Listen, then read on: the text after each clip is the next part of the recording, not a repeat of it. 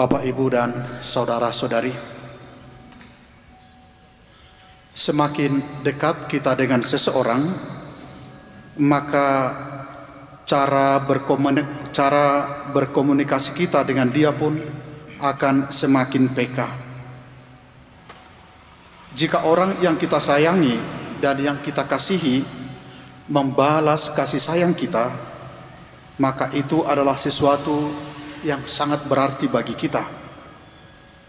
Tetapi sebaliknya, jika mereka gagal menunjukkan cinta kepada kita, hal itu bisa menimbulkan kekecewaan besar, bahkan bisa menjadi kehancuran.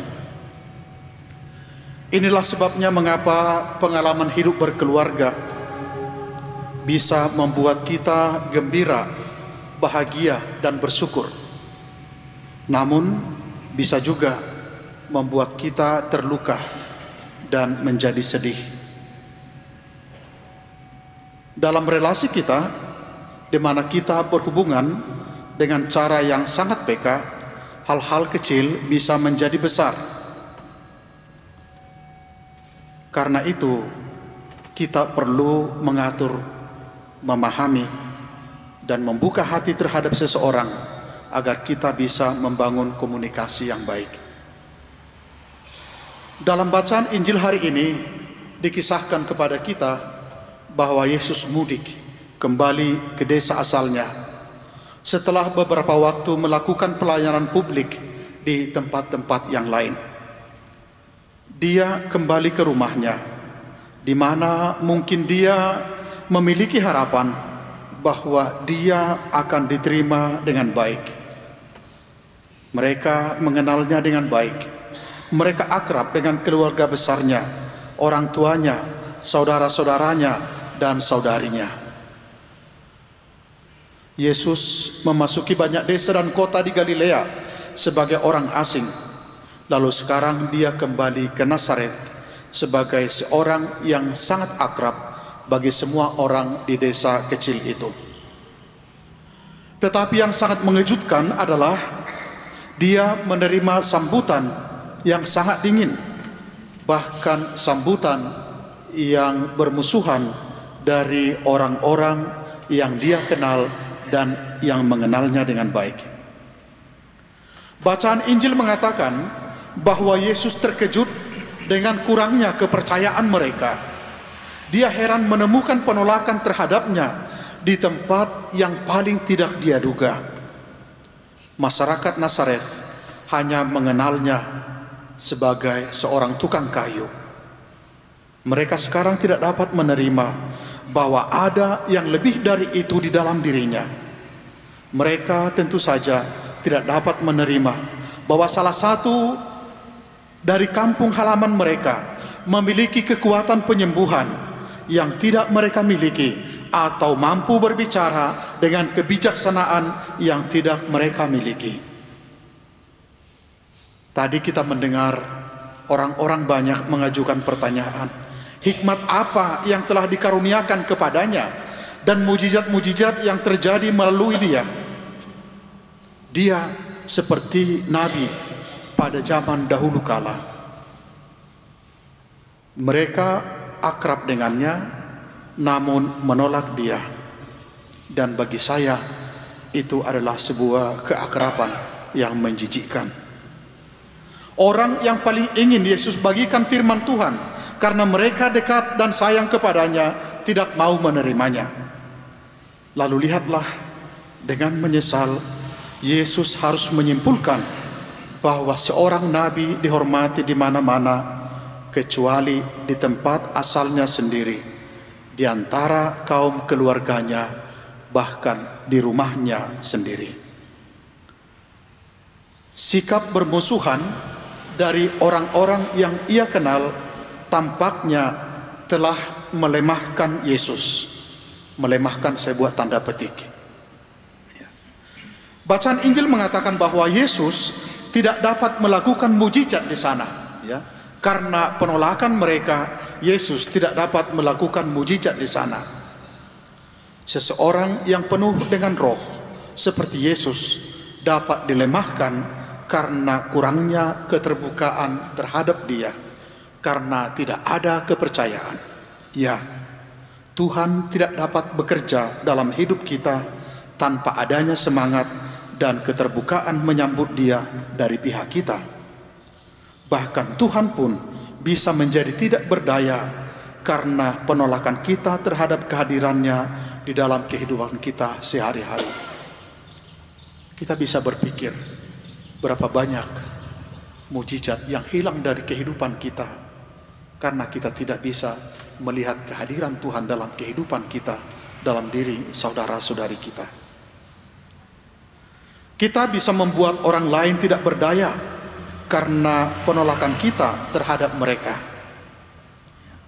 Sikap kita yang kritis dan kadang-kadang meremehkan orang lain dapat menghambat pekerjaan Roh Kudus dalam kehidupan mereka.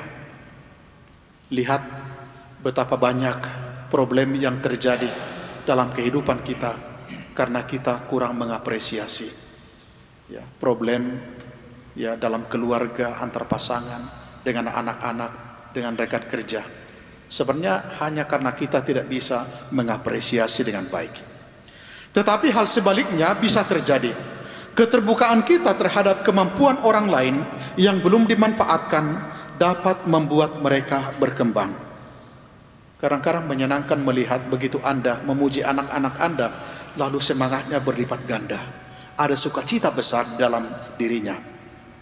Roh semangat yang bekerja dalam kehidupan kita sangat tergantung pada roh dan semangat yang bekerja dalam kehidupan orang-orang di sekitar kita. Ya. Misalnya dalam perayaan bisa kita lihat. Ya, setidaknya saya sebagai pemimpin misalnya dalam perayaan, kalau saya melihat umatnya semua cemberut, nggak ada semangat, rasanya yang mimpin juga sama itu. Untung kalian pada pakai masker, jadi saya tidak bisa melihat gitu ya. Tetapi roh yang ada, semangat yang ada dalam diri Anda akan mempengaruhi saya. Dan mungkin sebaliknya juga. Kalau saya memimpin dengan sedikit ngantuk, nguap, kalian juga akan berpikir, bagaimana gitu ya. Bapak, Ibu, dan saudara-saudari yang terkasih, kita semua mempunyai peran yang sangat penting dalam membantu satu sama lain untuk menjadi orang yang seperti Tuhan inginkan. Ketika kita menanggapi Tuhan yang bekerja dalam kehidupan seseorang, sesungguhnya kita telah menciptakan ruang dalam kehidupan orang tersebut agar Tuhan lebih kuat di dalam dan melalui dia. Penduduk Nazaret tidak menyambut karya Tuhan dalam diri Yesus, sehingga mereka menghalangi Yesus untuk menjadi apa yang Yesus inginkan bagi mereka. Bacaan Injil mengingatkan kita bahwa Tuhan bisa bekerja melalui orang terdekat kita yang kita kenal baik. Sifat Yesus yang biasa-biasa saja itulah yang membutakan mata orang-orang Nazaret atas keistimewaannya. Kita bisa menganggap remeh hal-hal biasa, hal-hal yang sudah kita kenal, dan tidak menyadari apa yang Paulus sebut dalam bacaan kedua tadi, bahwa kuasa Allah lebih kuat dalam kelemahan. Ya. Kuasa Allah lebih kuat dalam kelemahan, maksudnya bahwa ketika kita merasa lemah, kita memberikan ruang bagi Allah untuk masuk dan terlibat dengan kita. Itu yang membuat kita menjadi kuat. Yesus memiliki sesuatu yang luar biasa untuk ditawarkan kepada orang-orang di kampung halamannya, namun mereka tidak terbuka untuk menerimanya. Kadang-kadang seseorang memiliki sesuatu yang penting, yang berharga untuk diberikan kepada kita, atau Tuhan punya suatu berkat yang berharga atau berkat yang kita butuhkan, yang mau diberikan kepada kita melalui orang lain. Namun sering bahwa kita kurang respon, kurang terbuka terhadap orang-orang yang ada bersama dengan kita, dan kita gagal menerima rahmat itu. Bahkan dikatakan dalam bacaan kedua, sesuatu yang awalnya kita alami secara negatif, yang ingin kita buang jauh, bahkan yang dalam doa kita katakan, Tuhan cabut, singkirkan dari kehidupan saya, bisa menjadi berkat kalau kita punya watak yang baik. Paulus dalam bacaan tadi menyebut duri dalam daging. Ya. Mungkin ini mengacu pada seseorang atau beberapa orang yang dia alami sebagai hambatan dalam pekerjaannya mewartakan kasih Tuhan. Lalu dia meminta Tuhan untuk menyingkirkannya dari duri dalam daging itu. Doanya tidak terkabul sesuai harapannya, tapi Paulus menyadari bahwa Tuhan sedang bekerja dengan penuh kuasa melalui duri dalam daging itu. Kelemahan yang sangat ingin ia hilangkan, ya, Tuhan bekerja melalui itu. Seperti Paulus, kita juga dapat menemukan bahwa Tuhan dapat bekerja dengan penuh kuasa, dengan kebaikan, bahkan melalui orang yang mungkin kita anggap sebagai duri dalam diri kita. Ini adalah sebuah spiritualitas yang khas, bagaimana kita menemukan kehendak Tuhan, bagaimana kita menemukan kekuatan justru dalam penderitaan yang kita alami. Orang akan mengatakan bahwa mengikuti Yesus bukan hanya mengikuti Dia dalam kebangkitannya, tetapi juga mengikuti Dia di dalam penderitaannya, di dalam jalan salibnya.